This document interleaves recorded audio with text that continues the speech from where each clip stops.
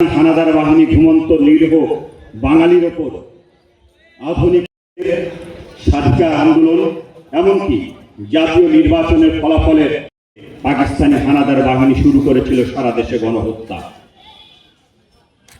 মুক্তিযুদ্ধের প্রস্তুতি, এই মুক্তিযুদ্ধের প্রস্তুতি পাক হানাদার বাহিনীর নির্মম হত্যাযজ্ঞের শিকার হন যশোরের হত্যায় 51 জন নিহত হবার কথা বলা হলেও প্রকৃত সংখ্যা 25টি উক্তি, যেখানে যশোরের বিভিন্ন ঘটনা উল্লেখ আছে, এর দর্শীর বিবরণ আর 4টি পত্রিকার রিপোর্ট। যদি 71-এর আজকের দিনে যশোরে রেল স্টেশন মাদ্রাসায় হানাদার বাহিনী একই পরিবারের 8 সদস্য ছিলেন, 3 ভাই কাজী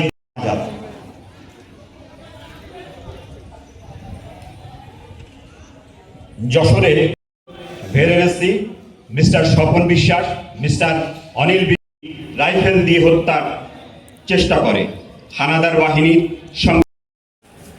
আরেকজন বক্তা বলেছেন 71 আবার আন্তর্জাতিক শক্তি যারা ছিল আজ তারাই আছে।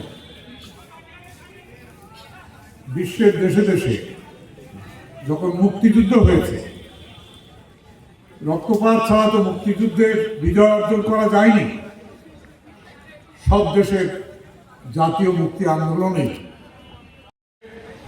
বিজয় অর্জিত হলেও অসম্পূর্ণ কাজটার জন্য লড়াই জারি ছিল।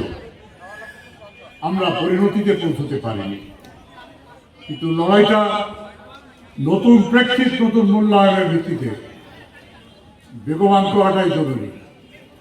একদিকে স্বাধীনতাকে রক্ষা করা, স্বাধীনতা বিরোধী শক্তিকে প্রতিরোধ করা, রাজনৈতিকভাবে নির্মূল করা এবং জনগণের যে আকাঙ্ক্ষা, যার জন্য তারা প্রাণ দিয়েছে, সেই আকাঙ্ক্ষা বাস্তবায়নের উপযোগী রাজনীতি করা।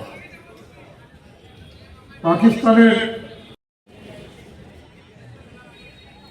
তার মানে প্রথম স্বাধীনতাকে অস্বীকার করা, আড়াল করা, বিতর্কিত করা এবং সেই স্বাধীনতা যে লক্ষ প্রাণের বিনিময়ে অর্জিত হয়েছে সেটাকেও অস্বীকার করা।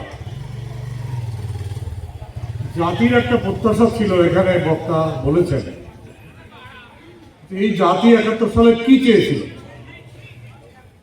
চেয়েছিল সেটা আপনাদেরকে আমার ব্যাখ্যা করার দরকার নেই। স্বাধীনতা তো চেয়েছিল,